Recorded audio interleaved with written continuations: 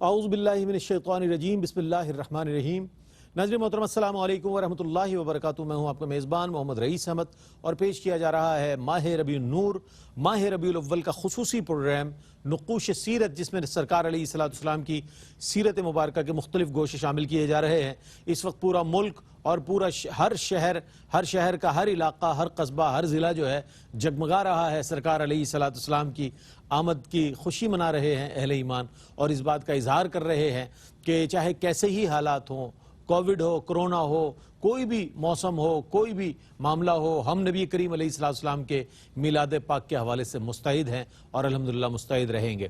اس حوالے سے جب دعوت و تبلیغ کا سلسلہ ہوا اور نبی کریم علیہ السلام نے اس دعوت کو عام کیا، تو اس سلسلے میں بڑی رکاوٹیں آئیں، بڑی مزاحمت کی گئی، مخالفت کی گئی، یعنی کہ معاشی مقاطعہ کیا گیا، سوشل بائیکاٹ کیا گیا، سماجی جسے مقاطعہ کہتے ہیں وہ کیا گیا، زد و کوب کیا گیا، آپ کو، آپ کے کمپینینز کو، آپ کے اصحاب کو زد و کوب کیا گیا، اور کوشش کی گئی کہ کسی بھی طرح اس دعوت سے روکا جائے۔ یعنی نبی کریم علیہ السلام خود اس معاملے میں اس قدر مستعد کہ آپ علیہ السلام پر طائف کے بازار میں اوباش لڑکوں نے سنگ باری تک کی۔ تو یہ جو چیزیں ہیں، سب چیزیں اس بات کا اظہار کر رہی ہیں کہ جب داعی کا، ایک مبلغ کا عزم بالکل پختہ ہو، یقین کامل ہو اور اللہ پر توکل ہو، تو پھر اس دعوت کو کوئی نہیں روک سکتا۔ اور اس کی سب سے بڑی مثال مقتدائے اعظم، داعی اعظم، معلم اعظم حضرت محمد مصطفیٰ صلی اللہ علیہ وآلہ وسلم کے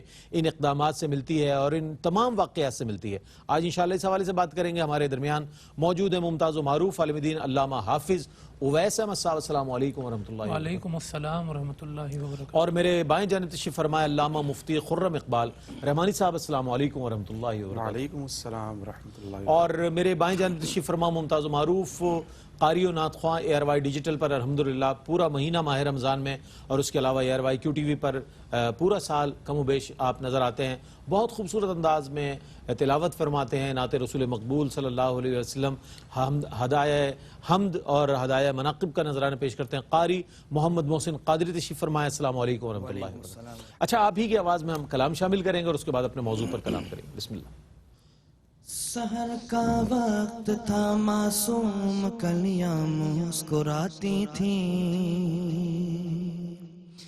ہوائیں خیر مقدم کے ترانے گنگناتی تھیں، ابھی جبریل اترے بھی نہ تھے کعبے کے منبر سے کہ اتنے میں صدا آئی یہ عبداللہ کے گھر سے، مبارک ہو شہ ہر دو سرا تشریف لے آئے، مبارک ہو محمد مصطفیٰ تشریف لے آئے، مولایا صلی وسلم دائما ابدا علی حبیبک خیر الخلق کلہم، مولایا صلی وسلم دائما ابدا علی حبیبک خیر الخلق کلہم۔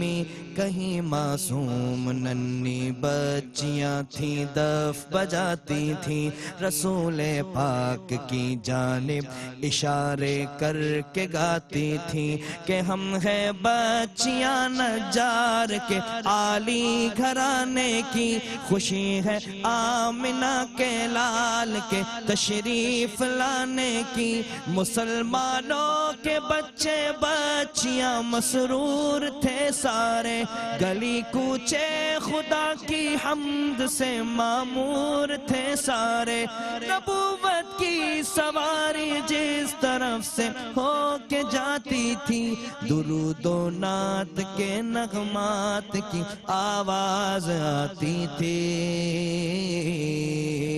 طلع البدر علینا من ثنیات الوداع، وجب الشکر علینا ما دعا للہ داع، طلع البدر علینا من ثنيات الوداع وجب الشكر علينا ما دعا لله داع محمد سيد الكونين والثقلين محمد سيد الكونين والثقلين والفريقين من عرب ومن عجم مولاي صل وسلم دائما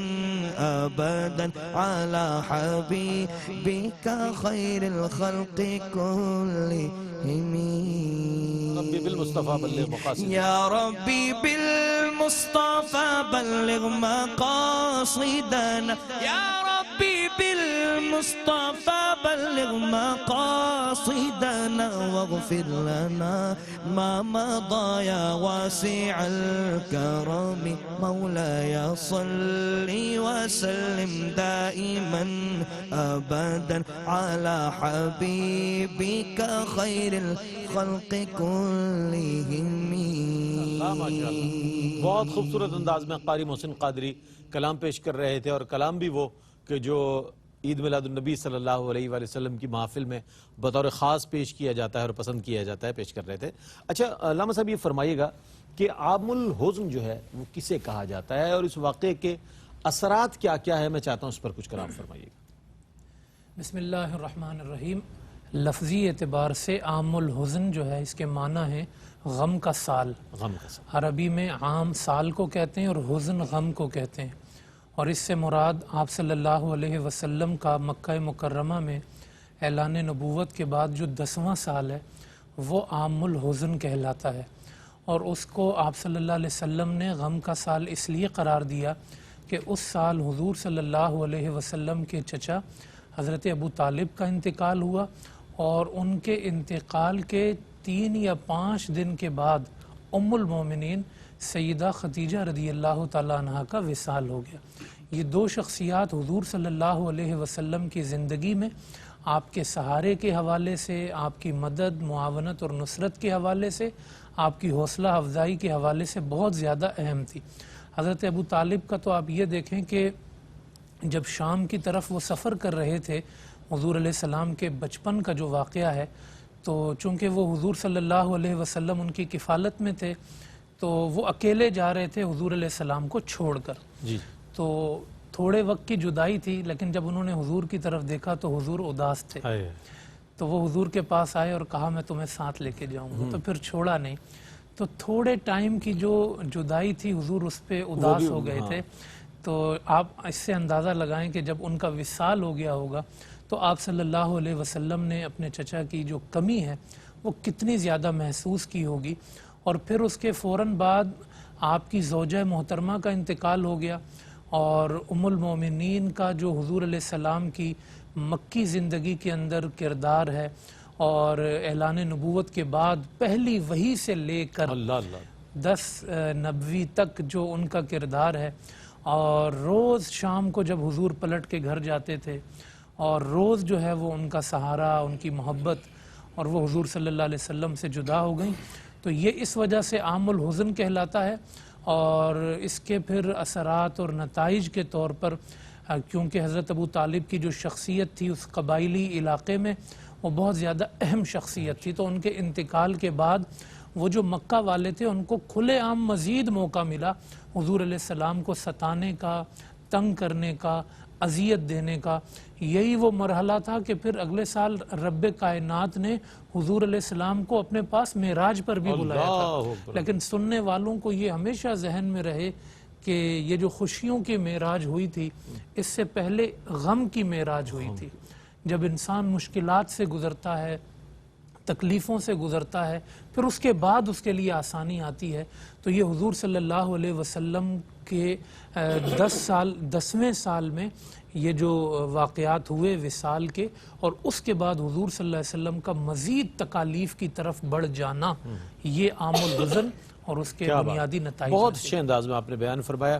نبی کریم علیہ السلام کو جب انتہائی ملال ہوا کہ جب آپ کی زوجہ حضرت سیدہ ام المومنین حضرت سیدہ خدیجہ الکبریٰ رضی اللہ تعالیٰ عنہ اور آپ کے محبوب چچا محبوب چچا اس لیے کہ نہ چچا ان سے دور رہنا چاہتے تھے، نہ خود سرکار علیہ السلام اپنے عم محترم سے دور رہنا چاہتے تھے، جس کا اظہار علامہ صاحب نے بہت خوبصورت انداز میں فرمایا. اور 1-2 سال نہیں، کئی سال، یعنی کہ آپ کے انتقال تک 10 نبوی تک حضرت ابو طالب کے ساتھ آپ کا ایسا ساتھ رہا، ایسا ایک محبت کا رشتہ رہا کہ جس کی مثال نہیں ملتی. اور اسی لیے سرکار علیہ السلام نے اس سال کو عام الحزن یعنی غم کا سال قرار دیا. بہت بڑی بات ہے، یہ محبت کی انتہا ہے. پھر اس کے بعد سفر معراج، جیسا کہ سرکار کی دلجوئی فرمائی اللہ رب العزت نے کہ محبوب کو دکھ ہوا ہے ان رشتوں کی کمی کے سبب، تو معراج کا سفر عطا ہوا.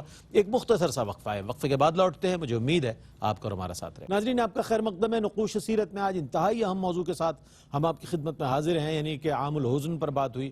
اور اب یہ بات کریں گے کہ حضرت ابو طالب کے انتقال کے بعد جو خاندان بنو ہاشم کی سربراہی تھی وہ کس کے حصے میں آئی اور وہ کس طرح یہ سلسلہ آگے بڑھا.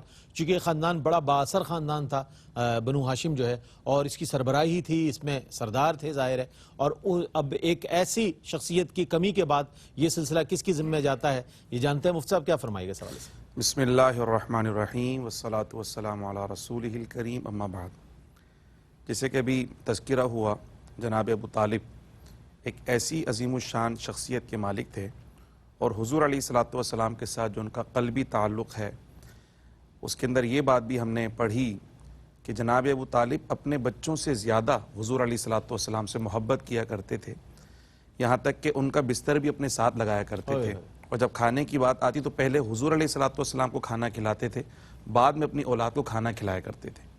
اور اعلان نبوت کے بعد بھی حضور علیہ السلام کو جب ہر طرف سے ستایا جا رہا تھا اور بڑی بڑی آفرز بھی کی جا رہی تھیں، اس وقت بھی جناب ابو طالب نے جب پیارے آقا علیہ السلام سے کہا تھا کہ یہ مکے کے سردار اسی طرح کی آفرز لے کر آئے ہیں اور وہ چاہتے ہیں کہ آپ تبلیغ کا سلسلہ روک دیں، تو حضور علیہ السلام کے وہ جو کلمات تھے کہ اگر یہ میرے ایک ہاتھ پر سورج اور دوسرے پہ چاند لا کر بھی رکھ دیں تو بھی میں حق کی تبلیغ سے باز آنے والا نہیں ہوں. تو اس وقت بھی جناب ابو طالب نے فرمایا تھا پھر تم اپنے کام میں لگے رہو، جب تک میں زندہ ہوں تمہاری حفاظت کرتا رہوں. تو اتنا بڑا شیلٹر، جب وہ شیلٹر ختم ہو رہا ہے تو اب دوسری طرف جناب ابو طالب کے بعد اس خاندان کی سربراہی اس شخص کے پاس جا رہی ہے جو حضور علیہ السلام کا بدترین دشمن ہے، یعنی کہ ابو لہب. گو کہ وہ حضور علیہ السلام کا چچا تھا لیکن سوتیلا چچا تھا، اور اس کی جو دشمنی تھی حق کے ساتھ، پیغام حق کے ساتھ، دین حق کے ساتھ، وہ شروع سے آیا تھی. حضور علیہ السلام نے جب اعلان نبوت فرمایا اور دعوت توحید لوگوں تک پہنچائی تو جہاں حضور علیہ السلام کے ساتھ جڑنے والے لوگ تھے، وہیں قریب ترین رشتہ داروں میں سب سے بدترین دشمن جو ہے وہ ابو لہب حضور علیہ السلام کا رہا. وہ اور اس کی بیوی حضور کی دشمنی میں اتنے بڑے ہوئے تھے کہ اللہ سبحانہ و تعالی نے ان کی مذمت میں پوری ایک سورہ مبارکہ قرآن مجید میں سورہ لہب نازل فرمائی. تو اب اس سے اندازہ لگا لیجئے کہ حضور کے لیے کتنی تکالیف مزید بڑھنے والی تھی. یعنی تبلیغ کے لیے جو ایک شیلٹر تھا وہ ختم ہو گیا ہے، اب جو تبلیغ میں رکاوٹ بننے والا تھا وہ اس خاندان کا سربراہ بنا.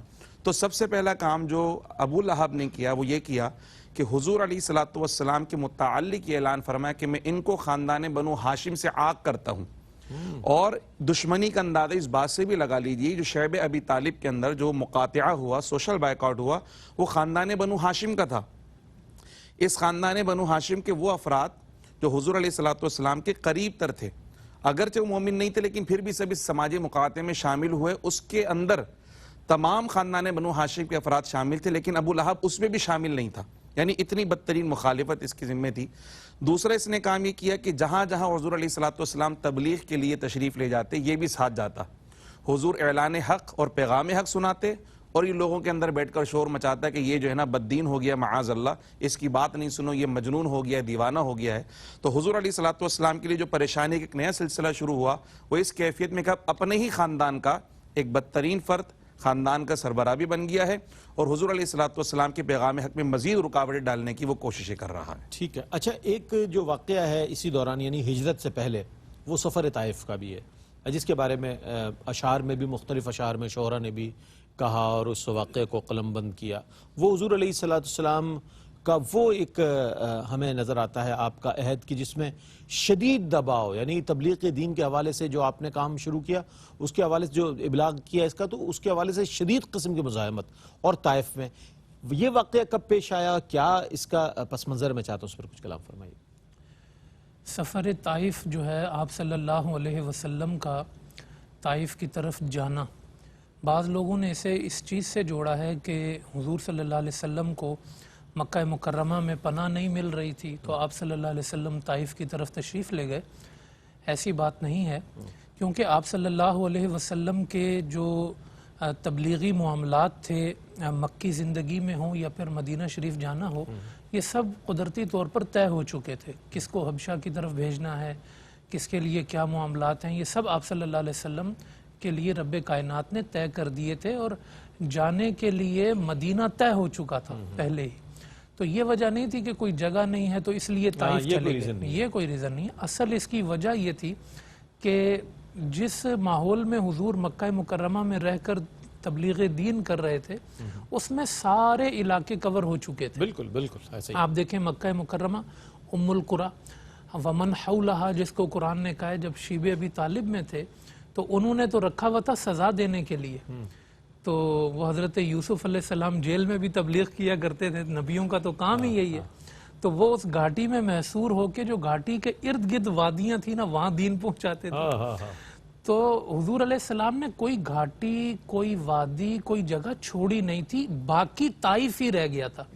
اور اب یہ دیکھیں 10ویں سال کا ہم نے ذکر کیا، آگے سال بھی کم ہیں جو مدینہ جانے سے پہلے، تو آپ صلی اللہ علیہ وسلم نے پھر اتمام حجت کے لیے کہ بھئی سب کو میں نے خود پہنچ کے دعوت دے دی ہے، آپ علیہ السلام طائف تشریف لے گئے۔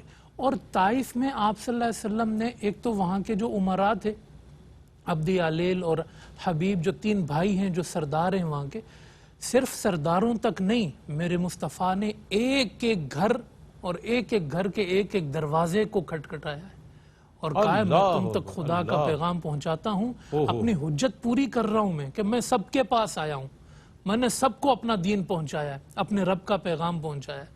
اسی اتمام حجت کی وجہ سے فتح مکہ کے بعد جب آپ غزوہ طائف میں آئے تھے یہاں، تو اگر بغیر اتمام حجت کیے آئے ہوتے تو کہتے بھئی آپ تو یہاں آئے ہی نہیں تھے۔ حضور آئے، حضور طائف میں آ کر اپنا کام یہی تھا، حضور کا کام پہنچانا تھا، تو حضور علیہ السلام نے اس کو مکمل کیا۔ ہاں یہ ایک الگ بات ہے کہ یہ پھر حضور صلی اللہ علیہ وسلم کے لیے بڑا مشکل سفر بن گیا۔ احد کے موقع پہ ام المومنین سیدہ عائشہ صدیقہ رضی اللہ تعالیٰ عنہ نے کہا تھا یا رسول اللہ احد سے زیادہ مشکل تو کچھ نہیں ہوگا، تو حضور نے کہا تھا عائشہ احد بھی بڑا سخت ہے لیکن طائف بہت سخت تھا۔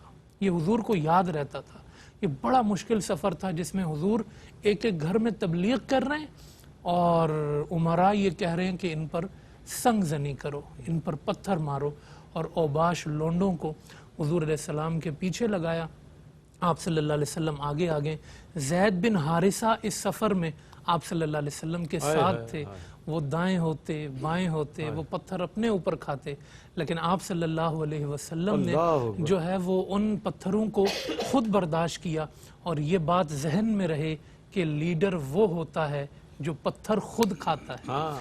آپ یہ دیکھیں کہ لوگوں کو بچانے کے لیے کسی کو مدینے بھیج دیا ہے، کسی کو حبشہ بھیج دیا ہے، جو فالوورز ہیں انہیں امن والی زمینوں میں بھیجا ہوا ہے اور پتھر حضور کھا رہے ہیں۔ یہ ہوتا ہے سربراہ اور یہ ہوتا ہے لیڈر۔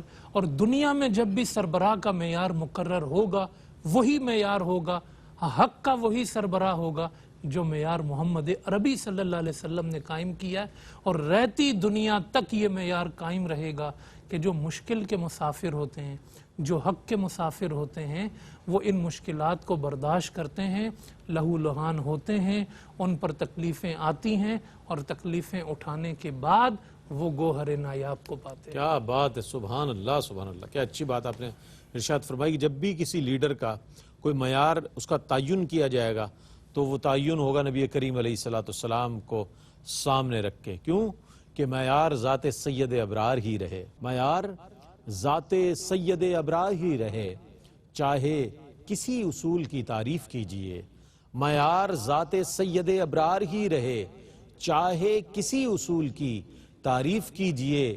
اچھائیوں کی آخری تعریف ہے یہی، اچھائیوں کی آخری تعریف ہے یہی، اللہ کے رسول کی تعریف کیجئے، اللہ کے رسول کی تعریف کیجئے۔ لاکھوں کروڑوں درود و سلام ہمارے اور آپ کے آقا حضرت احمد مجتبیٰ محمد مصطفیٰ صلی اللہ علیہ وآلہ وسلم پر کہ آپ صلی اللہ علیہ وآلہ وسلم نے ان لوگوں تک پہنچ کر دعوت دی کہ جو لوگ انتہائی قسم کے مخالف تھے، اور انہوں نے انتہائی انداز میں زد و کوب کیا، بلکہ طائف میں تو سرکار علیہ السلام پر اتنی سنگ باری ہوئی کہ آپ کے نالین مبارک میں تک لہو پہنچ گیا، یعنی کہ وہ مقدس لہو جس کی تقدیس کا تو ہم شمار ہی نہیں کر سکتے، لیکن دعوت دین کے لیے آپ علیہ السلام نے اس چیز کو بھی اس کا بھی سامنا کیا اور وہاں تک بھی دعوت پہنچائی۔ ایک مختصر سا وقفہ ہے، وقفے کے بعد لوٹتے ہیں، مجھے امید ہے آپ کا ہمارے ساتھ رہے۔ ناظرین، آپ کا خیر مقدم ہے، اور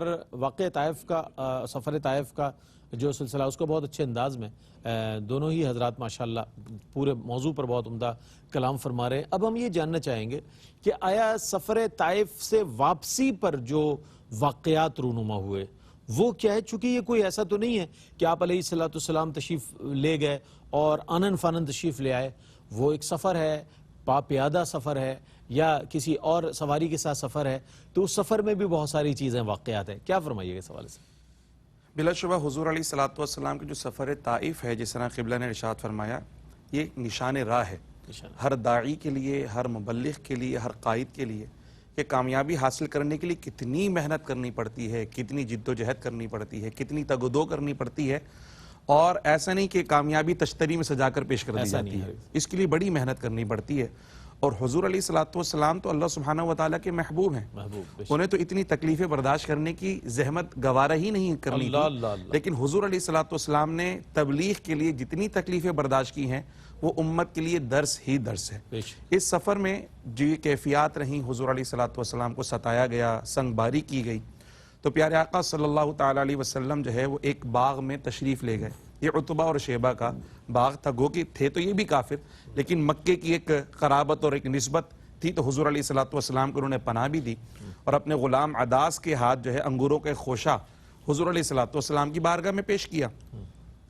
حضور علیہ السلام نے جب بسم اللہ پڑھ کر وہ کھایا تو عداس کو تعجب ہوا کہ یہ کلمہ تو یہاں کے لوگ پڑھتے نہیں ہیں۔ اس نے پیارے آقا صلی اللہ تعالیٰ علیہ وسلم سے اس متعلق پوچھا، تو حضور نے اس سے پوچھا کہ تم کس علاقے سے ہو؟ اس نے کہا نینوا سے۔ تو آپ نے فرمایا یہ تو میرے بھائی یونس کا شہر ہے۔ تو اس نے یونس علیہ السلام کے بارے میں پوچھا، تو آپ نے فرمایا وہ بھی خدا کے پیغمبر تھے اور میں بھی خدا کا پیغمبر ہوں۔ جب اس نے یہ بات سنی تو حضور علیہ السلام کے قدمین شریفین کو چوما، سرکار کے ہاتھوں کو چوما اور کلمہ پڑھ کر مسلمان ہو گئے۔ اب اندازہ لگا ایک طرف حضور جن کو دعوت دینے جا رہے تھے وہ کس طرح پیش آ رہے تھے، اور ایک یہ جو حضور کی خدمت پہ معمور ہوا تو خدمت کی برکت سے فوراً ہی ایمان کی نعمت اسے میسر آ گئی۔ اس کے بعد حضور علیہ السلام جب یہاں سے آگے تشریف لے گئے تو قرن منازل اس گھاٹی کے قریب جب سرکار گئے تو اللہ سبحانہ و تعالیٰ نے جبریل امین کی معیت میں پہاڑوں کا جو فرشتہ جو پہاڑوں کی ڈیوٹی پر مامور ہے اس کو بھیجا، اور کہا حبیب صلی اللہ تعالیٰ علیہ وسلم آپ کی قوم نے آپ کے ساتھ جو سنگ دلی کا مظاہرہ کیا اور جو جواب انہوں نے دیے وہ سماعت فرما لی، اب یہ پہاڑوں کا فرشتہ آپ کی بارگاہ میں پیش ہے، آپ جیسا حکم دیں گے وہ یہ کرے گا۔ اس نے کہا حضور آپ حکم فرمائے تو یہ دونوں پہاڑ میں ملا دوں، ان کی چٹنی بن جائے، ان کو نیست و نابود کر دیا جائے۔ حضور علیہ السلام کے کیا کلمات تھے؟ فرمایا میں زحمت نہیں رحمت بنا کر بھیجا گیا ہوں، مجھے امید ہے اللہ ان کی نسلوں میں ایسے لوگ پیدا کرے گا جو حق کی دعوت کو نہ صرف قبول کریں گے بلکہ اس کا پرچار بھی کرنے والے ہوں گے۔ حضور علیہ السلام نے ان کے لیے دعائے عذاب نہیں فرمائی۔ پھر آقا علیہ السلام کی دل جوئی کے لیے اب دیکھیں اللہ تعالیٰ نے قرآن میں فرمایا ہے کہ اگر تم نبی کی دعوت کو قبول نہیں کرتے، ارتداد کرتے تو اللہ تعالیٰ کسی اور قوم کو لے کر آ جائے گا۔ تو وادی نخلہ میں ایسا ہوا کہ حضور علیہ السلام تہجد کی نماز کے وقت قرآن مجید فرقان حمید کی تلاوت فرما رہے تھے، سرکار کی تلاوت وہ جب جنوں کے کانوں میں گئی ہے تو وہ مسحور کن آواز سن کر وہ حضور علیہ السلام کی بارگاہ میں حاضر ہو گئے، اور تلاوت قرآن کی سماعت ہی فقط ان کے ایمان لانے کا سبب بن گئی۔ اور حضور علیہ السلام پر جب وہ ایمان لے کر آئے تو اللہ سبحانہ و تعالیٰ نے یہ دکھایا کہ دیکھو اگر انسان ایمان نہیں لے کر آئے تو اللہ تعالیٰ جنات کو بھی اپنے نبی کی بارگاہ میں غلامی کے لیے پیش کر سکتا ہے۔ اور اس کے بعد جنات کی ایک جماعت حضور علیہ السلام پر ایمان لے کر آئی۔ پھر پیارے آقا صلی اللہ تعالیٰ علیہ وسلم جب مکہ مکرمہ کے قریب پہنچے تو یہاں پر مطعم بن عدی، جیسے کہ ہم پہلے ہی ذکر کر چکے ہیں کہ مکے کے حالات انتہائی ناسازگار تھے پیارے آقا صلی اللہ علیہ وسلم کے لیے، تو آپ نے مطعم بن عدی کی طرف پیغام بھیجا کہ اگر تم مجھے زمان دے دو تو میں مکہ مکرمہ میں آ جاؤں۔ تو اس نے زمان دی، پیارے آقا صلی اللہ علیہ وسلم مکہ مکرمہ تشریف لے کر آئے اور یہاں پر طواف کیا، نوافل پڑھے، اس کے بعد اپنی رہائش گاہ تشریف لے گئے۔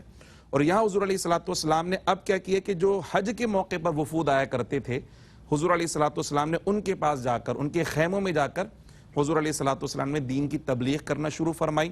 اور سفر طائف کے بعد جو ایک اور بڑا اہم واقعہ رونما ہوا وہ سفر معراج ہے کہ ان تمام تکالیف کے بعد اللہ سبحانہ و تعالیٰ نے پیارے آقا علیہ الصلوۃ والسلام کو وہ عروج عطا فرمایا کہ کوئی حد ہے ان کے عروج کی، کہ بندے کے وہم و گمان سے بڑھ کر اللہ سبحانہ و تعالیٰ نے ان تمام تکالیف پر ایسا عظیم الشان تحفہ اللہ سبحانہ و تعالیٰ نے عطا فرمایا کہ پوری جماعت انبیاء میں ایسا عظیم الشان معجزہ کسی اور کو ملا ہی نہیں ہے جو ہمارے پیارے آقا صلی اللہ علیہ وسلم کو ملا. تو یہ سفر طائف کے بعد جو ہونے والے واقعات تھے کچھ اہم واقعات. بہت اچھی بات ہے. کسی بھی شخصیت کے حوالے سے اگر ہمیں کوئی اس کی شخصیت کا تعین کرنا ہو تو ان کے تمام چیزوں کو، پوری زندگی کو دیکھنا چاہیے. آج بہت خوشی کی بات ہے اور ہم اس کی تائید کرتے ہیں کہ جھنڈے لگائے جا رہے ہیں، جھنڈیاں لگائی جا رہی ہیں، قمقمے لگائے جا رہے ہیں، جلوس نکالے جا رہے ہیں، میلاد کی محفل ہو رہی ہے، ہدایہ درود و سلام پیش کیا جا رہا ہے، لنگر تقسیم کیا جا رہا ہے، محفل خواتین و حضرات کی منعقد کی جا رہی ہے، محفل میلاد. بہت اچھی بات ہے. لیکن اس کے ساتھ ساتھ اگر نبی کریم علیہ الصلوۃ والسلام کی سیرت مبارکہ اگر ہمارے سامنے ہو اور یہ پہلو جو آج ڈسکس ہوئے ہیں اگر یہ ہوں تو پھر ہمیں خود اپنی ذمہ داری کا بخوبی اندازہ ہو جائے گا کہ بحیثیت مسلمان ہماری کیا ذمہ داریاں ہیں، بحیثیت امتی ہماری کیا ذمہ داریاں ہیں. کیا فرمائے گا حضرت؟ میں چاہتا ہوں چند جملے آج کے پیغام کے حوالے سے، آج کے پروگرام کے حوالے سے. جی بالکل، بہت خوبصورت گفتگو کی علامہ صاحب نے. جنات کا دیکھیں جیسے ذکر کیا اور اس غلام کا ذکر کیا کہ جس کو ایمان نصیب ہو گیا. قرآن کریم کہتا ہے کہ قل اوحی الی انہ استمع نفر من الجن فقالوا انا سمعنا قرآنا عجبا. ہم نے عجیب قرآن سنا. جن کہنے لگے یہدی الی الرشد، ہدایت کی طرف بلاتا ہے. فآمنا بھی، ہم ایمان لائے. ولن نشرک بربنا احدا، اور ہم جو ہے وہ اپنے رب کے ساتھ کبھی شریک نہیں ٹھہرائیں گے. تو پیغام کی بات یہ ہے کہ انسان کو یہ غور کرنا چاہیے کہ وہ کس کیٹیگری میں کھڑا ہے، کیا نصیب لے کے کھڑا ہے، کہاں کس مقام پہ جو ہے وہ فائز ہے. دیکھیں کس طرح خیرات بٹ رہی ہے، کیسے ایمان تقسیم ہو رہا ہے، کیسے بارگاہ رسالت سے جو لینے والے ہیں وہ بھی موجود ہیں، جو محروم ہیں وہ بھی موجود ہیں. تو انسان کو ہمیشہ اس کیٹیگری میں رکھنا چاہیے کہ جو حضور سے جڑ گئے. نصیب کسی کے بھی کھل سکتے ہیں، تو وہ نصیب کھلے رہیں، برکات آتی رہیں. تو انسان کو اپنا جو مقام ہے، جو درجہ ہے، جو لشکر ہے اپنا، وہ ہمیشہ طے رکھنا چاہیے. اس پہ اللہ کا شکر ادا کرتے رہنا چاہیے اور اپنے ایمان کی جو دولت ہے اس کی حفاظت کی کوشش کرنی چاہیے. بہت شکریہ ادا کروں گا. علامہ صاحب آپ تشریف لائے، مفتی صاحب آپ تشریف لائے، قاری محسن آپ کی آمد کا بہت شکریہ. آپ سے ایک اور کلام سنیں گے. جب بھی ہم تذکرہ شہر پیمبر لکھیں، جب بھی ہم تذکرہ شہر پیمبر لکھیں، اس کو بالائے زمین خلد کا منظر لکھیں. گفتگو یاد کریں کھول کے قرآن اس کی، گفتگو یاد کریں کھول کے قرآن اس کی، اس کو الفاظ و معانی کا سمندر لکھیں. آؤ آرام گہے شہ کی بنائیں تصویر، آؤ آرام گہے شہ کی بنائیں تصویر. ہاتھ کا تکیہ لکھیں خاک کا بستر لکھیں، ہاتھ کا تکیہ لکھیں خاک کا بستر لکھیں. جب بھی ہم تذکرہ شہر پیمبر لکھیں، اس کو بالائے زمین خلد کا منظر لکھیں. اس کے ساتھ ہی اپنے میزبان محمد رئیس احمد کو اجازت دیجیے. اللہ حافظ. تو امیر حرم میں فقیر عجم، تیرے گن اور یہ لب میں طلب ہی طلب. تو عطا ہی عطا میں خطا ہی خطا. تو کجا من کجا، تو کجا من کجا. میری ہر سانس تو خون جوڑے میرا، تیری رحمت مگر دل نہ توڑے میرا. کاسہ ذات ہوں تیری خیرات ہوں، تو سخی میں گدا. تو کجا من کجا، تو کجا من کجا. تیری خوشبو میری چادر، تیرے رفعنا لک ذکر.